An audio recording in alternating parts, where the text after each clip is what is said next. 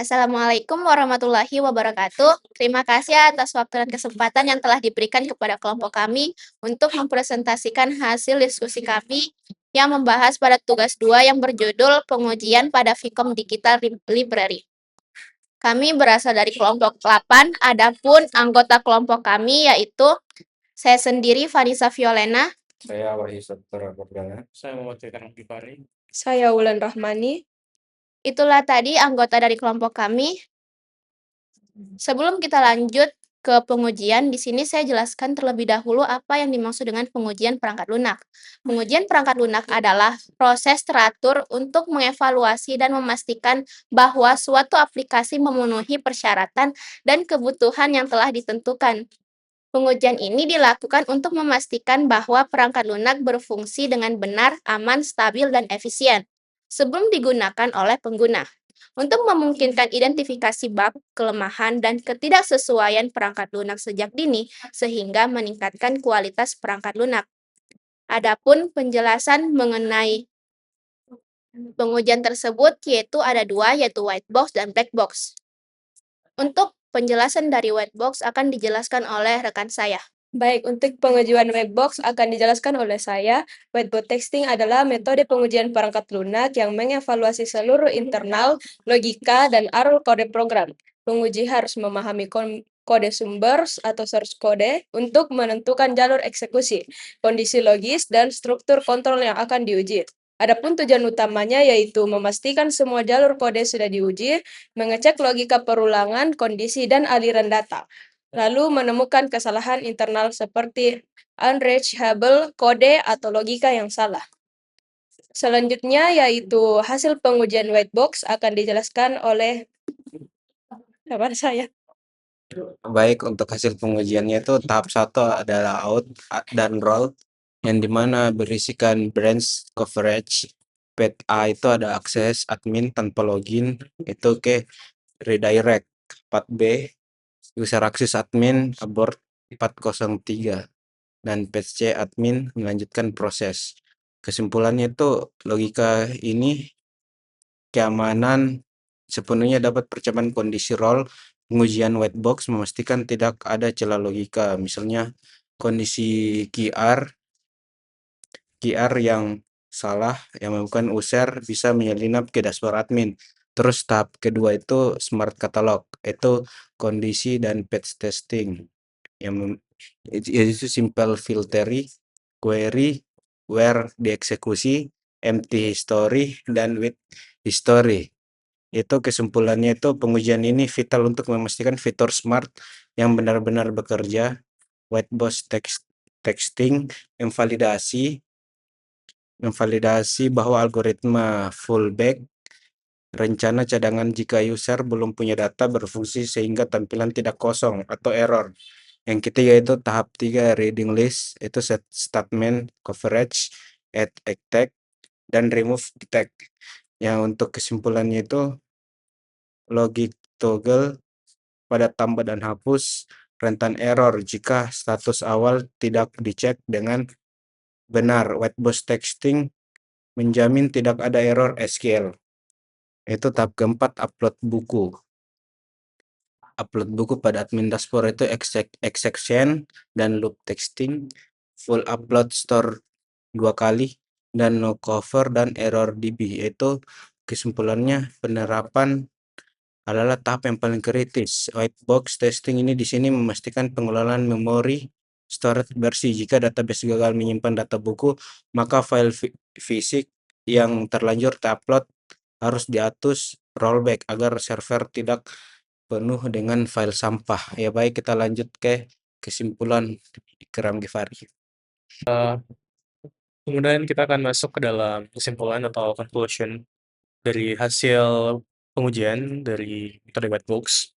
Yang dimana pada penerapan white box ini pada studi kasus website yang kami buat yaitu prototyping di Vcom Digital Library, di mana kami memberikan jaminan kualitas yang level code-nya atau code level assurance-nya, khususnya untuk keamanan atau cyber security-nya, yang dimana kami memastikan bahwa middleware role admin user, yang dimana tidak bisa di-bypass karena kami menggunakan encrypt pada database MySQL, yang mana pada password-nya kami menggunakan encrypt. Jadi, password yang diinputkan oleh user, bahkan oleh admin pun tidak bisa dilihat, karena ada kode encrypt-nya. Yang kedua, kecerdasan sistem, memastikan logika rekomendasi memiliki fallback yang aman, memastikan untuk setiap user yang menggunakan website ini memiliki pengalaman yang imersif, khususnya pada proses pencarian referensi dan juga pada saat, personalisasi.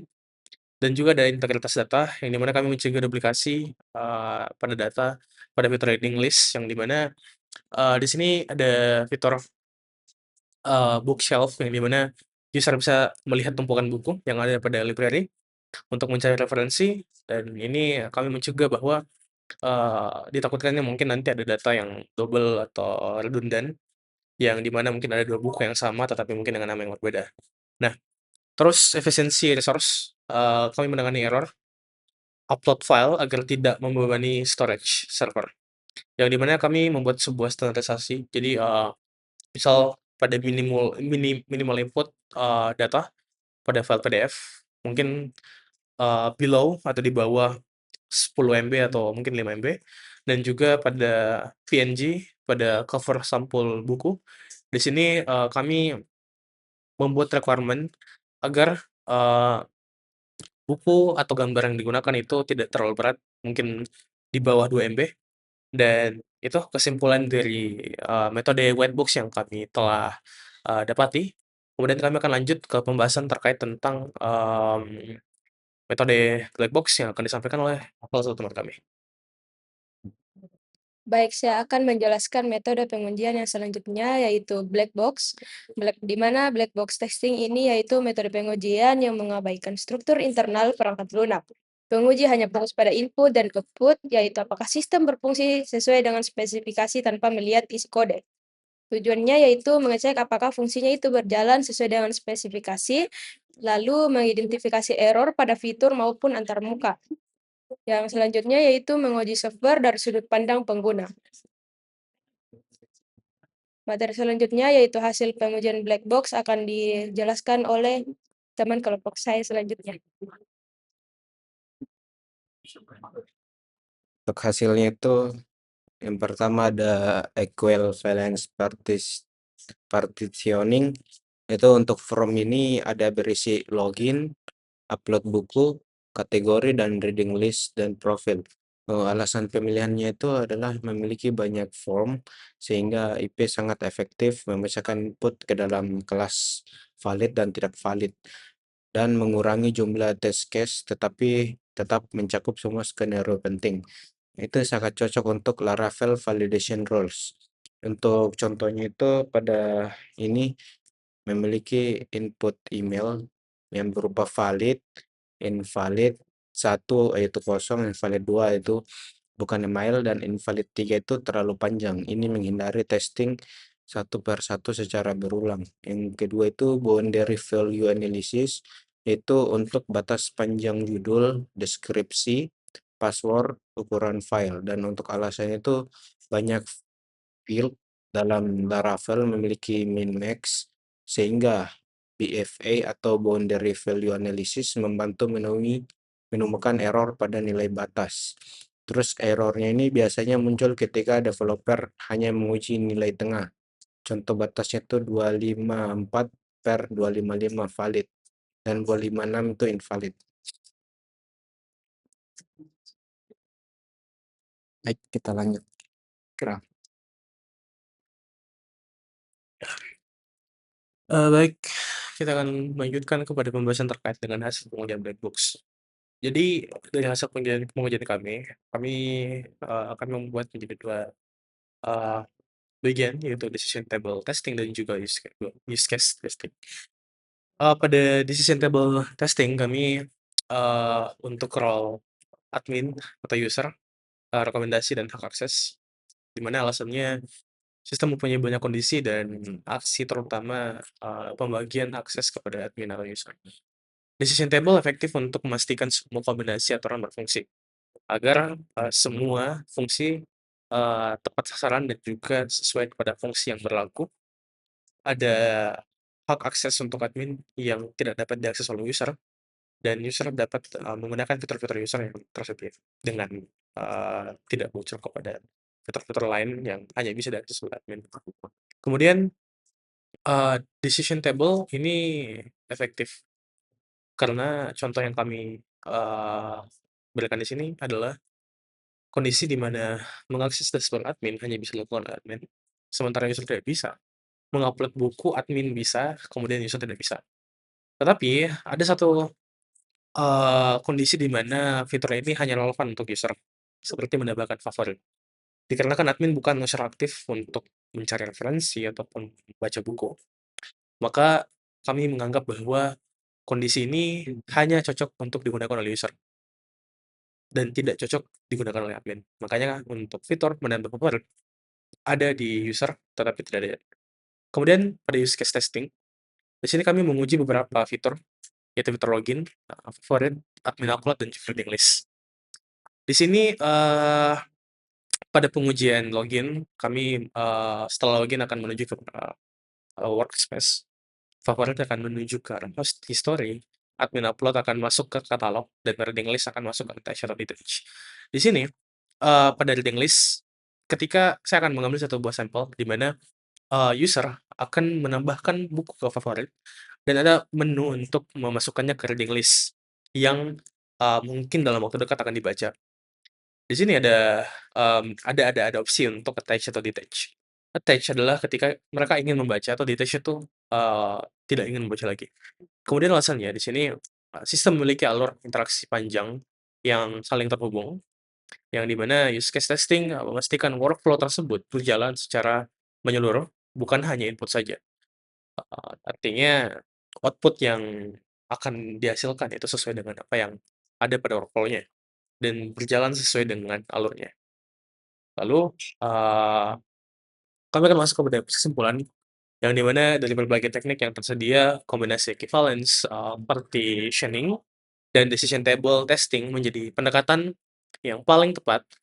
Equivalent partition efektif dalam menguji berbagai form input dengan membagi data ke dalam kelas valid dan tidak valid, sehingga pengujian lebih efisien, namun tetap memiliki cakupan yang luas. Sementara itu, decision table testing sangat relevan untuk memastikan kebenaran aturan logika sistem pada kode atau pada condition yang ada, terutama terkait pada role based access, yang dimana ada dua user yang akan menggunakan website ini, yaitu admin dan juga user umum, student atau lecturer, yang dimana perilaku fitur yang dipengaruhi oleh kondisi tersebut itu khusus begitu.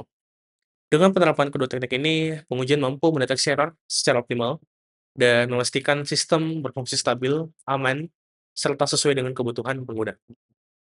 Kombinasi teknik ini juga memberikan landasan kuat untuk meningkatkan kualitas perangkat lunak secara keseluruhan.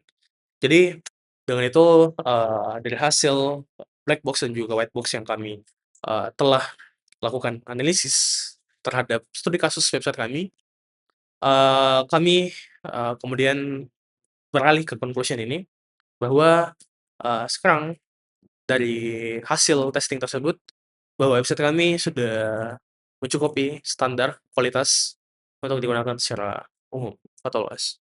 Baik, ya, ulang. Demikian presentasi dari kami kelompok 8. Jika ada salah kata atau lebih dan kurangnya mohon dimaafkan. Dan untuk suara-suara mungkin di background ada sedikit noise, kami mohon maaf kepada dosen kelompok kami, Ibu Putri. Demikian tugas 2 kami dalam mata kuliah pengujian perangkat lunak. Terima kasih. Wassalamualaikum warahmatullahi wabarakatuh.